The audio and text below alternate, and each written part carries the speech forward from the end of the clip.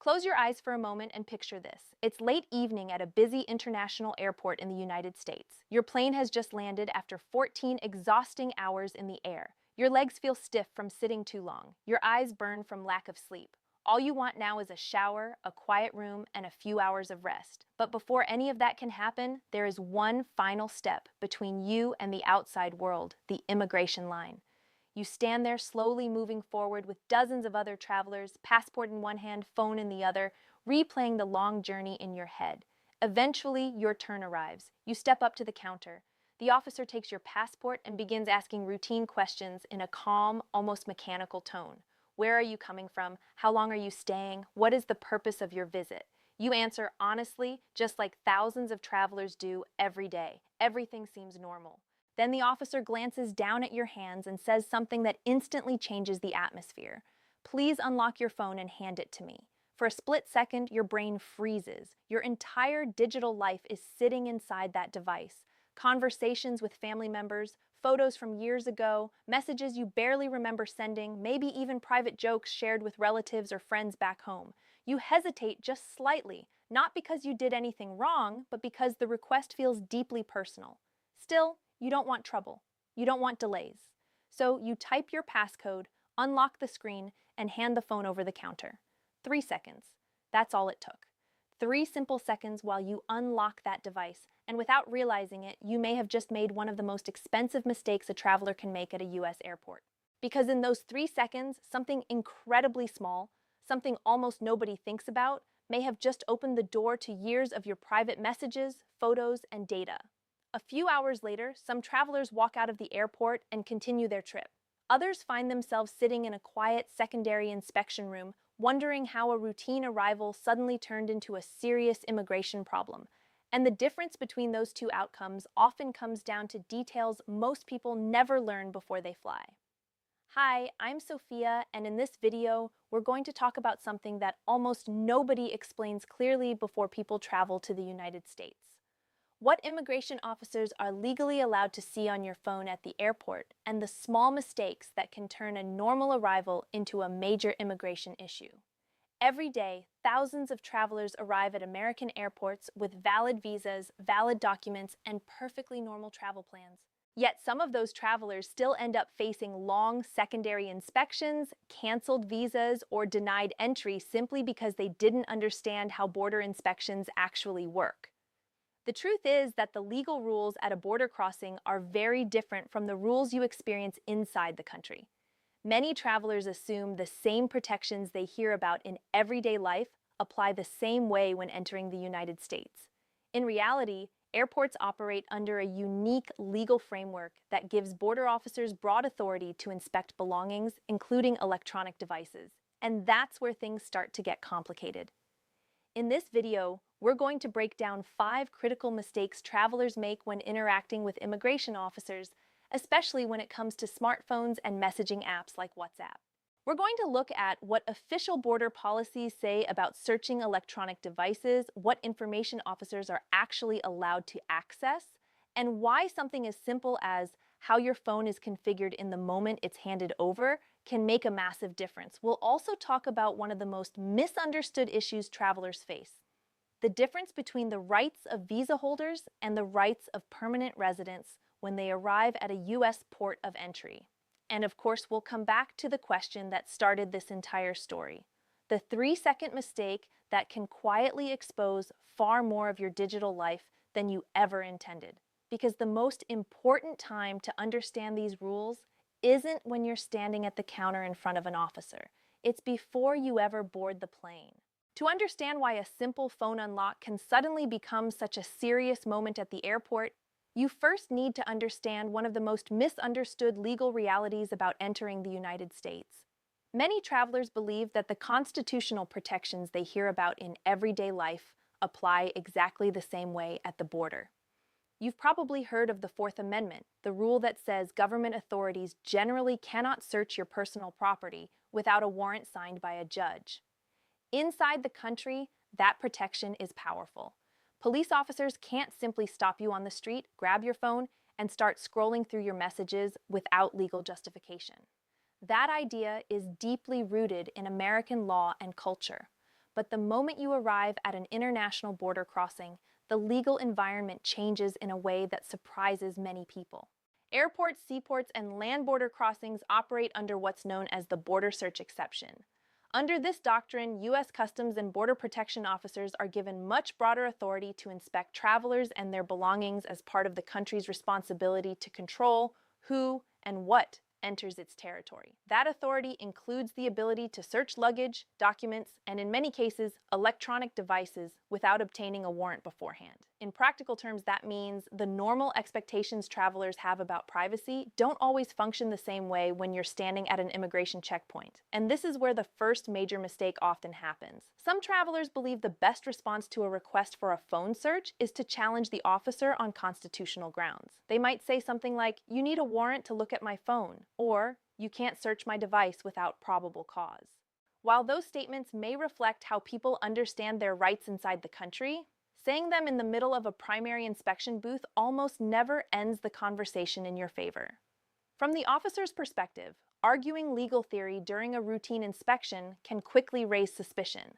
Instead of a simple 2-minute interaction, the situation may escalate into something called secondary inspection, a much longer and more detailed examination, where officers take additional time to review documents, ask more questions, and sometimes examine electronic devices more closely. What began as a quick entry check can suddenly turn into hours of waiting and questioning simply because the interaction became confrontational. Understanding the border search framework doesn't mean travelers have no rights, but it does mean the rules operate differently than most people expect. And once you understand that difference, the next issue becomes far more important. Because even when travelers cooperate with a phone search, there is a small detail that can dramatically change what officers are able to see. This brings us directly to the moment we started with the 3 seconds that most travelers never think about. Imagine again that the officer asks you to unlock your phone and hand it over. You type your passcode or use facial recognition. The screen lights up and you pass the device across the counter. That interaction happens quickly, often automatically. But during those few seconds, there is one step that many people forget entirely: disconnecting the phone from the internet before handing it over. The reason this matters has to do with how modern smartphones store and retrieve information. Today, a large portion of what we think of as our phone data isn't actually stored entirely on the device itself.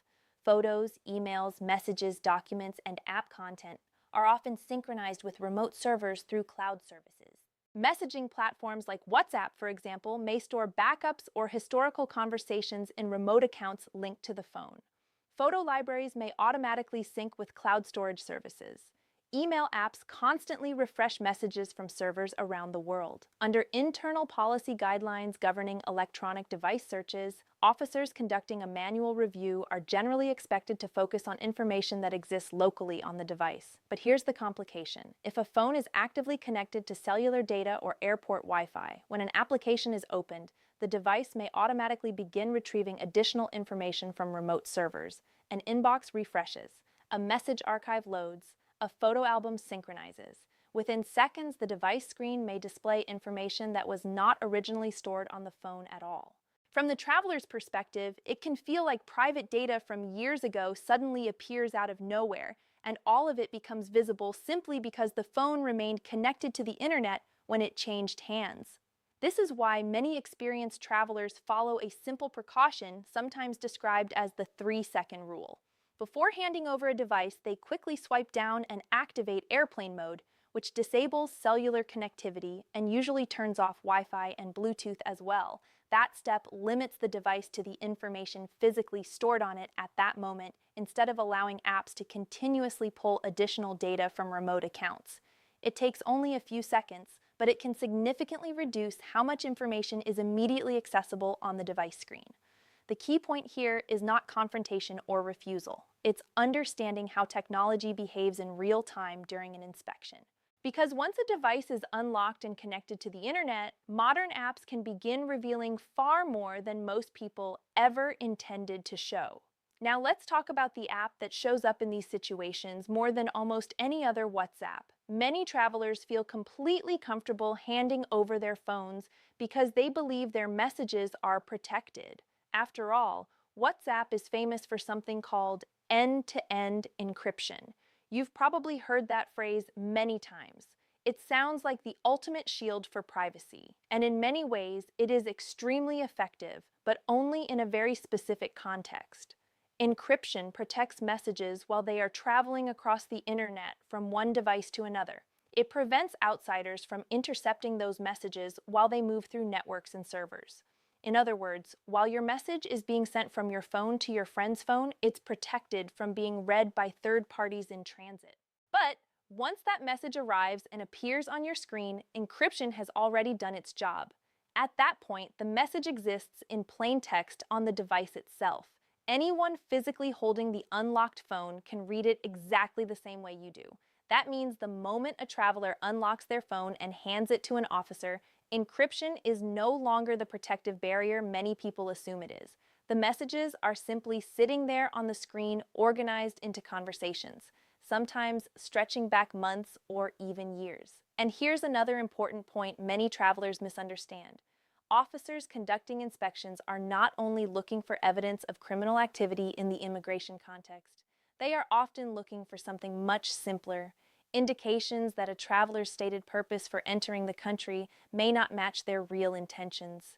Immigration law places heavy importance on something called intent. When someone arrives at the border using a temporary visa, such as a tourist visa, they are expected to follow the conditions attached to that status. A visitor visa generally allows someone to come to the United States temporarily for tourism, family visits, or similar short-term purposes. What it does not allow is working in the United States without authorization or secretly planning to remain permanently.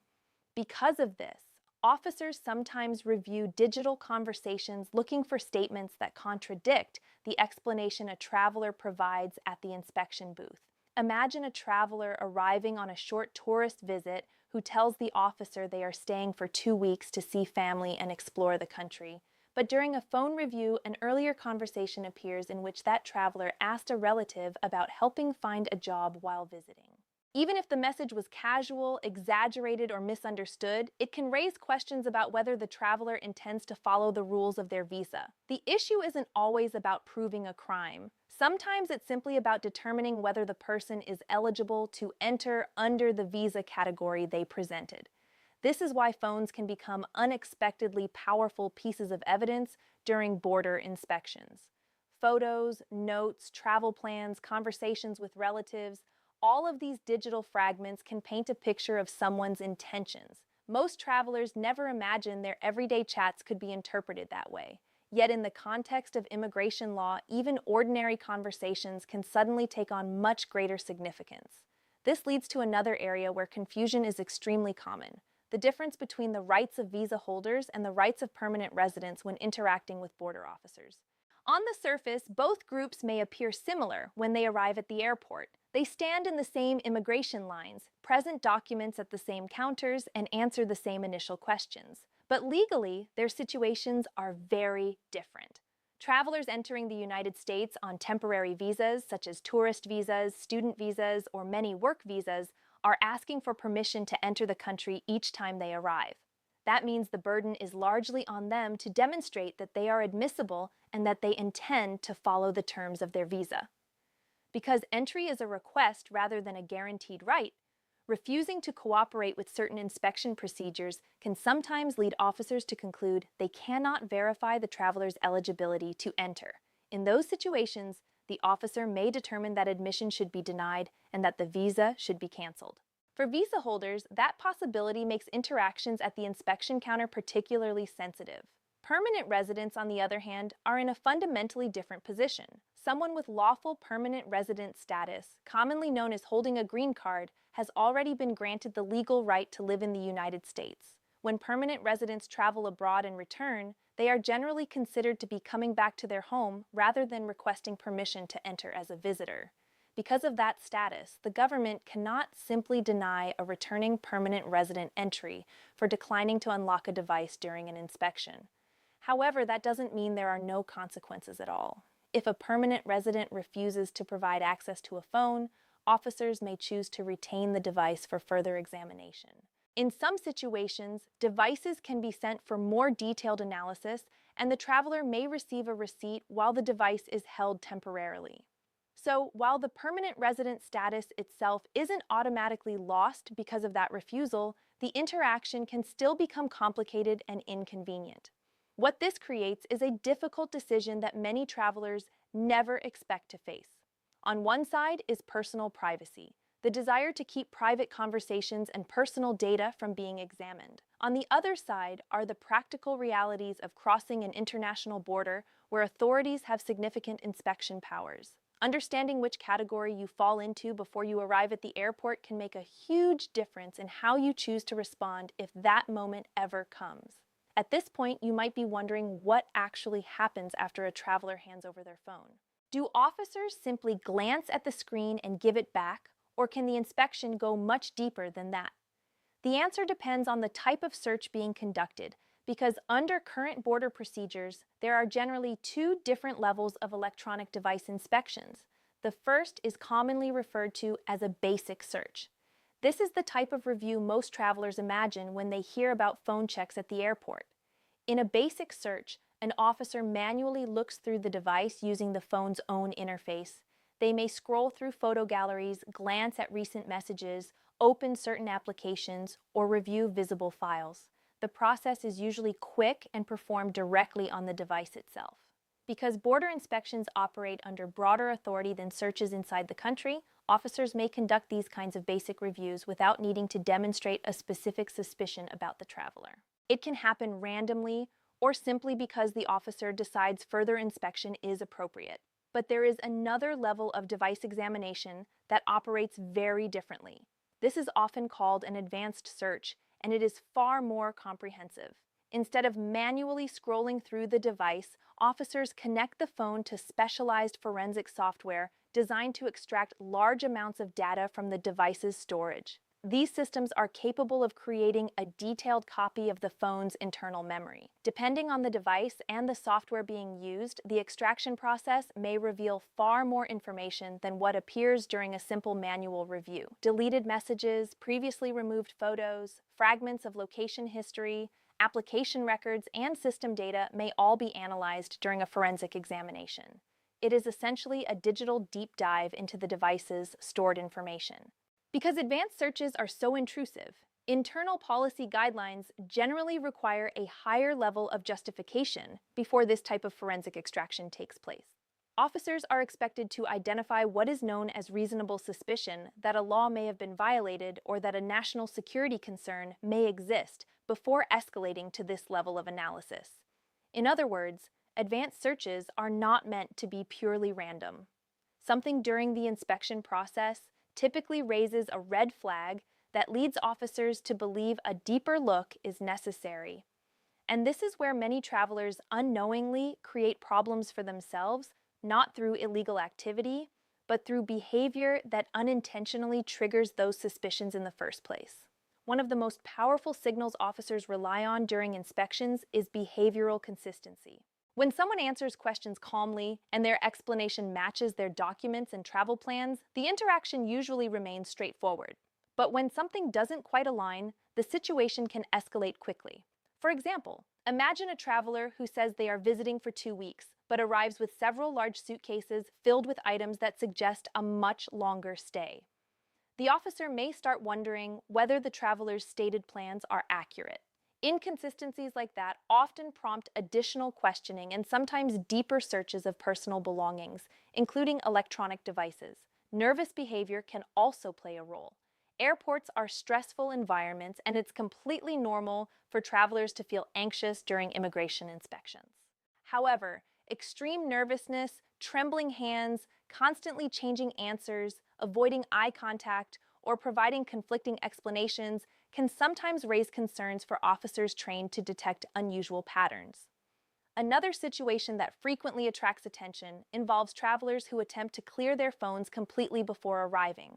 Some people believe that performing a factory reset on their device the night before a flight is the safest strategy because it removes all messages and files.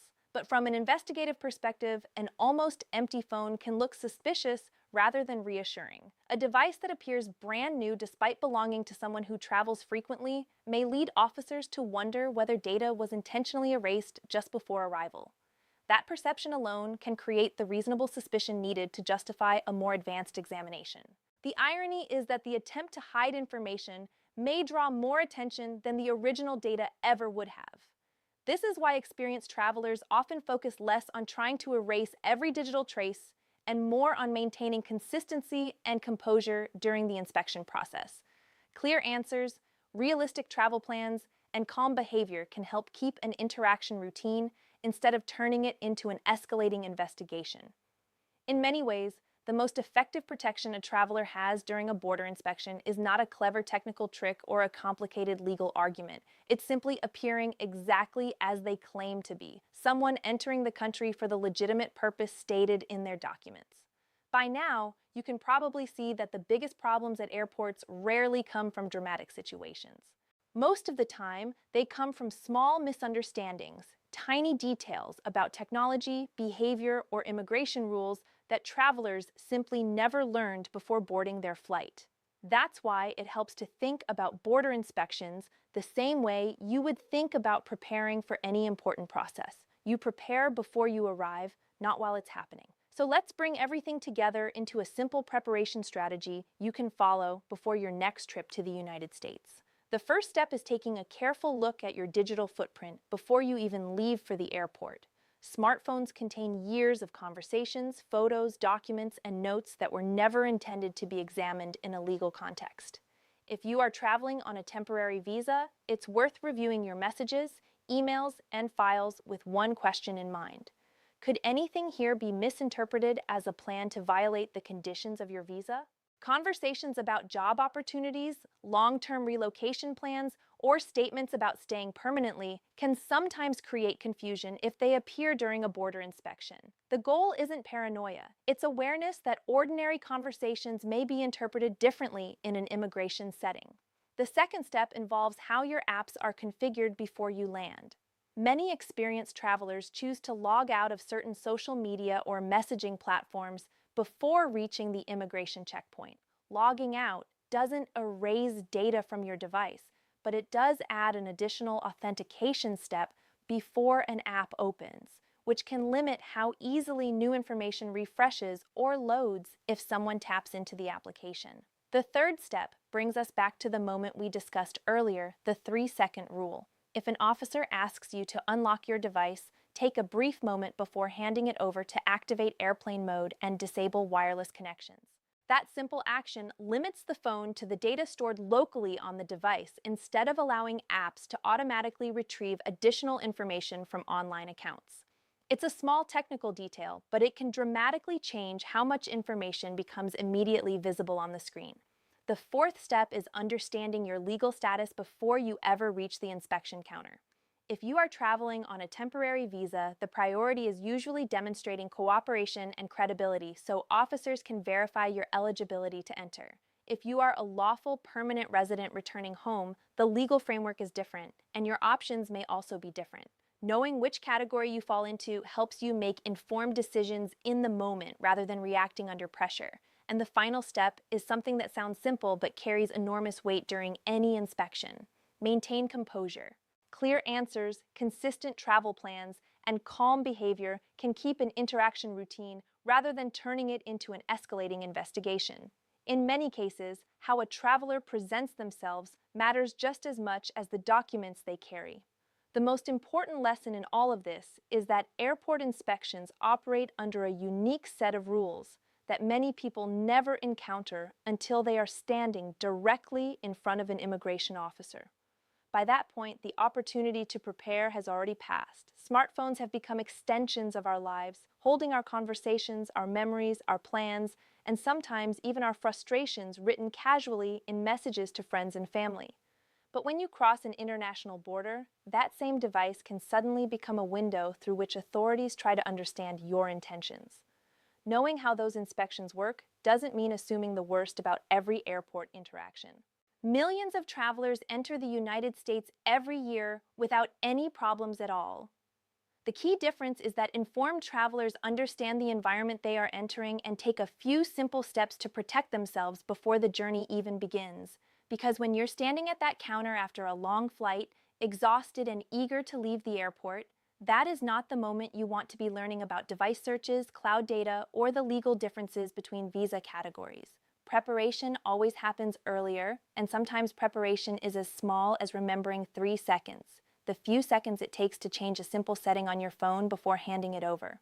Small decisions like that can determine how much of your digital life becomes visible in that moment. And when you think about everything our phones contain today, those few seconds suddenly become incredibly valuable.